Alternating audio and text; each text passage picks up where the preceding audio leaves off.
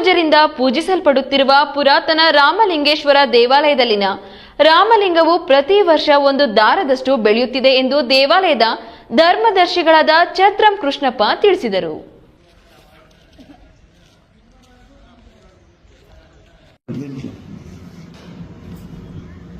ನಾಳೆ ಸೋಮವಾರ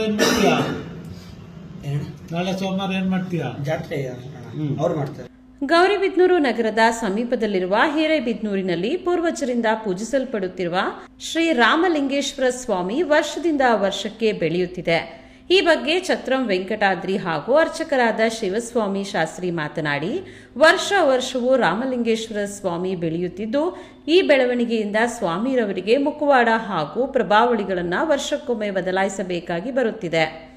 ಪ್ರತಿ ವರ್ಷದಂತೆ ಈ ವರ್ಷವೂ ಸಹ ಕಾರ್ತಿಕ ಮಾಸದಲ್ಲಿ ಈ ತಿಂಗಳು ದಿನಾಂಕ 15ರಂದು ಶನಿವಾರದಿಂದ ಮಂಗಳವಾರದವರೆಗೆ ವಿವಿಧ ಧಾರ್ಮಿಕ ಕಾರ್ಯಕ್ರಮವನ್ನು ಹಮ್ಮಿಕೊಳ್ಳಲಾಗಿದೆ. 15ರಂದು ಭಾನುವಾರ ರಾತ್ರಿ ಗಿರಿಜಾ ಕಲ್ಯಾಣೋತ್ಸವ, ಸೋಮವಾರ ಸ್ವಾಮಿರವರ ವಾರ್ಷಿಕ 28ನೇ ಬ್ರಹ್ಮರಥೋತ್ಸವವನ್ನು ಕೂಡ ಏರ್ಪಡಿಸಲಾಗಿದೆ ಎಂದು ತಿಳಿಸಿದರು.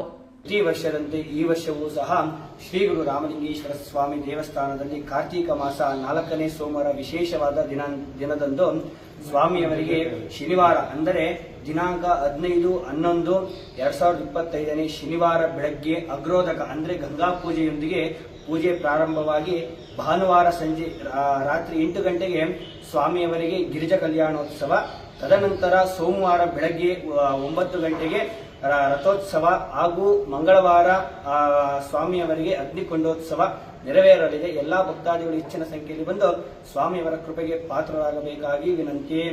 ಇನ್ನು ಸುದ್ದಿಗೋಷ್ಠಿಯಲ್ಲಿ ಚಂದ್ರಶೇಖರ್, ಕೃಷ್ಣಮೂರ್ತಿ, ಛತ್ರಂ ಶ್ರೀಧರ್, ಕರುಣಾಕರ, ವೆಂಕಟೇಶ್, ಸಂತೋಷ್ ಮುಂತಾದವರು ಭಾಗವಹಿಸಿದ್ರು. Pradeep, news TV, Gauribidanur.